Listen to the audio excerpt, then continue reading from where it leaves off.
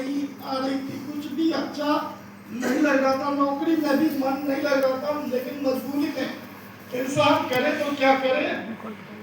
बहुत मुश्किल वाला दिन था वो हमारे लिए, हमारे लाइफ में। लेकिन बोला जाता ना, भगवान मुश्किलों में से ही रास्ता देता है। तो वही ये इंसान मेरे लिए, मैंने भगवान को नहीं देखा है, ये इंसान मेरे लिए भगवान से कम नहीं है। इन्होंने मुझे बताया, इनको किसी बैंक के एम्प्लॉय ने इनके पिताजी को जोड़ना चाहता था डीएक्शन में, लेकिन उनके पिताजी ने बोला हम नहीं, ये मार्केट में रहता है तो इसको जोड़िए। तो ये हमारा तकलीफ देकर, हमारी पत्नी का तकलीफ देकर वो बार बार बोलते थे कि भैया मलेशिया की एक कंपनी है डीएक्शन, लेकिन ये दवाई बताते थे कि उसकी आयुर्वेदिक दवाई आती है, भाभी जी को खिलाइए वो ठीक हो जाएंगी। तो कोई विश्वास करेगा, इतना बड़ा डॉक्टर से दवाई चल रहा 3-4 साल तक, इतना बड़ा जांच हो चुका, दवाई चलते भी इतना प्रॉब्लम आ चुका, कोई विश्वास करेगा? इसलिए मुझे विश्वास नहीं होता था, 1 साल तक मुझे विश्वास नहीं हुआ था। लेकिन माता क्या नहीं करता, एक बार इन्होंने जबरदस्ती मुझे एक मीटिंग में बैठाया, जबरदस्ती बैठाया मीटिंग में। उस समय अनीस जॉर्ज डीएक्शन मैनेजमेंट में रहते थे दिल्ली से, वो हमारे जिले पर आए थे। तो मैं किसी के काम पर अपने जिले पर गया था, काम निपट जाने के बाद उन्होंने बोला समय है, एक मीटिंग है, जाकर सुन लीजिए। तो वो लेकर गए, तो 12-13 लोग थे, मैं बैठा, पूरा मीटिंग खत्म हो गया।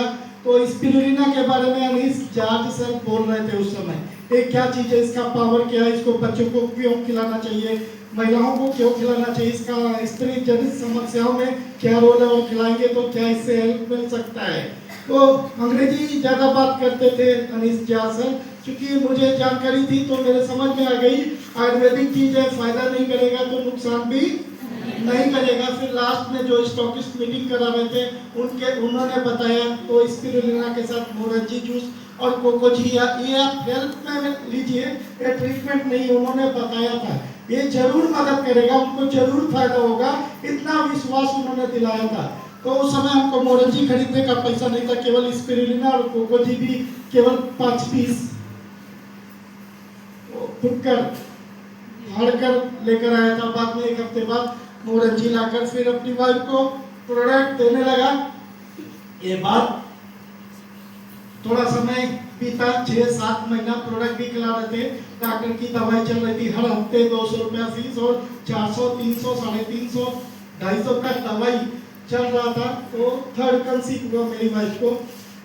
जब थर्ड कंसीव हुआ था तो 9वां महीना 2005 में थर्ड कंसीव हुआ था। लेकिन 56 दिन जब बीता था तो फिर से मेरी वाइफ को सेम प्रॉब्लम आ गया। दवाई चल रही थी, डीएक्शन का प्रोडक्ट हम खिला रहे थे, तो दर्द आया तो हम लोग डर गए, क्योंकि पहले दर्द आता था, फिर दर्द बढ़ता था, ब्लीडिंग आता था। तो दर्द आया, फिर चूंकि वो संडे को ही डॉक्टर मिलती है, लखनऊ से आती है, एनटीपीसी गेस्ट हाउस में रुकती है, केवल संडे पेशेंट देखती है, 1 हफ्ता इंतजार करना पड़ता है। तो एक दूसरी लेडी डॉक्टर को दिखाकर दवाई लाकर थोड़ा दिए थे।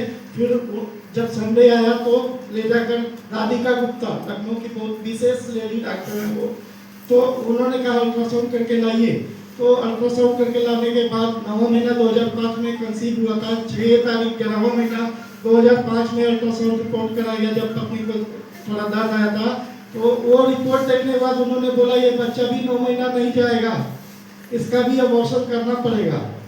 लेकिन ये बात एक बहुत बड़ी बात रही, चाहे वो ऊपर वाले की मेहरबानी हो या मेरी किस्मत हो या डीएक्शन प्रोडक्ट का पावर हो।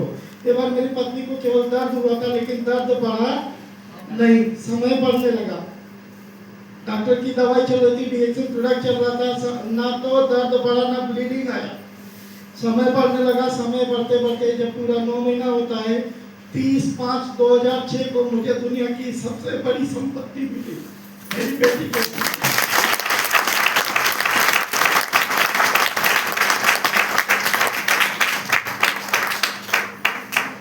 ये बेटी 20 वर्ष की हो गई है। जब ये पैदा हुई तो मैं डीएक्शन में बाद में जुड़ता हूँ, मुझे नहीं पता है ये डायरेक्ट सेलिंग क्या होता है, नेटवर्क मार्केटिंग क्या होता है, मुझे ये बिल्कुल नहीं मालूम था, कुछ भी नहीं मालूम था। और आज भी भाइयों बहनों, मैं डीएक्शन को डायरेक्ट सेलिंग जैसे नेटवर्क मार्केटिंग जैसे जोड़ना है, ये सब के लिए नहीं करता हूँ। मेरे घर में जो रिजल्ट आया उसमें और फील्ड में हो, मेरी मौत घर में ना हो। डीएक्शन की बात करते करते मेरी मौत हो। मेरी प्रार्थना है मुझे काम दौलत मिल गया, पैसा बन गया, क्योंकि डीएक्शन ने मुझे बड़ा कर्ज दिया। मेरे घर में मेरी वाइफ का जो लाइफ है और ये जो जिंदगी आई, मेरे परिवार में जो खुशी आई, सब कुछ चला गया था। लेकिन मुझे दुनिया का सबसे बड़ा दौलत मिल गया, तो इसका मुझे कर्जा उतारना है। फिर बाद में 500 रुपए लगता था, तो किसी को हमने बताया था, उन्होंने 500 रुपया दिया था, तो मेरा ज्वाइनिंग हुआ। उनको प्रॉब्लम था, मेरे घर में रिजल्ट था, तो मैं लोगों को बताता था, तो कोई मानता था, कोई ज्यादा लोग नहीं मानते थे। बहुत लोग बोलते थे क्या कर रहे हैं, डॉक्टर बन गए हैं, जो काम कर रहे हैं उसको करिए, नहीं तो इसके चक्कर में वो काम भी छूट जाएगा। और वही हुआ, वही हो गया। मैं इतना डीएक्शन का फैन हो गया, उठते जागते जहां भी आईटीसी में भी काम करने जाते थे फील्ड में सेल्समैन के साथ, तो बात डीएक्शन की करने लगते थे। तो सेल्समैन पूरा मार्केट करके चला आता था और डीलर से मेरी शिकायत करता था। 3 शिकायत हुई, चौथा शिकायत में मुझे वार्न किया गया कि तुम एक ही काम कर सकते हो, या तो डीएक्शन कर सकते हो या तो आईटीसी। तो थोड़ा चूंकि उसी से सब चलता था, मेरे इनकम का सोर्स वही था, तो कुछ दिन तक मैं थोड़ा चुप रहा। लेकिन फिर भी कैसे मानेगा जब डीएक्शन खून में आ गया।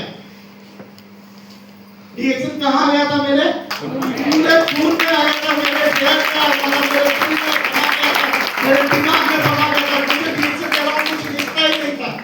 तो बोलते थे कि मार्केट चलेंगे, सेल्समैन के साथ थोड़ा सपोर्ट करेंगे, लेकिन फिर क्या हो जाता था, जहाँ बैठते थे वही डीएक्शन। फिर मुझे बैठाया गया वही एरिया मैनेजर जिसने मुझे नौकरी तो पहले मिली थी, जिसने मुझे सुपरवाइजर बनाया था, उसने मुझे नौकरी से निकाल दिया।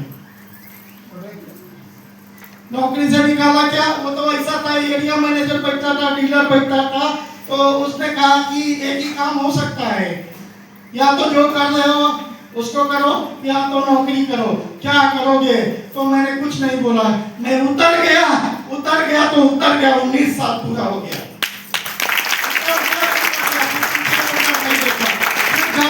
चलेगा, परिवार कैसे चलेगा। तो पीसीओ पर नौकरी करते थे, ये फिर से पीसीओ पर पूरा दिन करने लगे, लेकिन इससे नहीं काम चलेगा। आप क्या करें, फिर वही काम करने लगे जो पहले करते थे।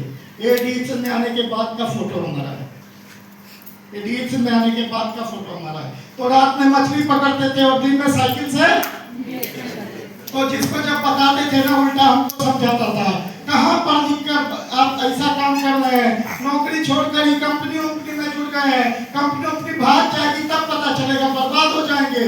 और ये सब दवाई बेच रहे हैं, सब पहले क्या ऐसे ही प्रमोट होता था।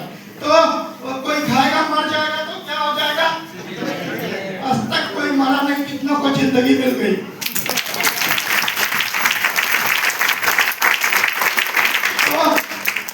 उल्टा लोग समझाते थे, बैठकर समझा देते थे, फंस गए हो, ये सब काम नहीं करना। लेकिन जो चीज खून में आ गई है, दिल दिमाग में आ गई, वो कभी निकलेगी नहीं। मरते दम तक नहीं निकलेगी, मरने के बाद भी नहीं निकलेगी। मुझे विश्वास है मैं मरकर फिर से जन्म लूंगा, अगर मानव होऊंगा ना वो समय में डीएक्शन बोलूंगा।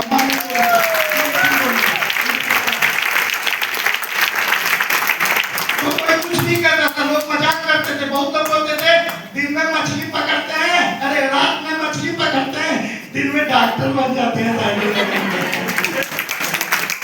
चाहे कोई हमारे साथ जुड़े, चाहे कोई हमारा प्रोडक्ट ले, चाहे तो मेरा विश्वास काट सकता है क्या, वही मैं करता था, वही करता हूँ। लोगों ने बहुत मुश्किल दिया, बहुत चैलेंज दिया, ऑब्जेक्शन बहुत दिया, बहुत रिजेक्शन दिया, क्या क्या नहीं बोले। पहले तो तकलीफ होता था, लेकिन बाद में हमने समझा इस तकलीफ को हमको ताकत बनाना पड़ेगा। हमारे ग्रेट गुरु प्रेरणानंद सर ने बताया, कुछ तो लोग कहेंगे, आपको जो करना है अगर वही सही करेंगे तभी आपका जीवन बदलेगा। कहने वाला आपको 10 रुपया नहीं देगा, कि देगा? दुनिया छूट सकती है, दुनिया छूट सकती है, लेकिन डीएक्शन 2013-2014 में जो चैलेंज आया था ना, उस समय तक तो हमको कई बच्चे हो गए थे, दिखाए, फिर तो नंबर लग गया था।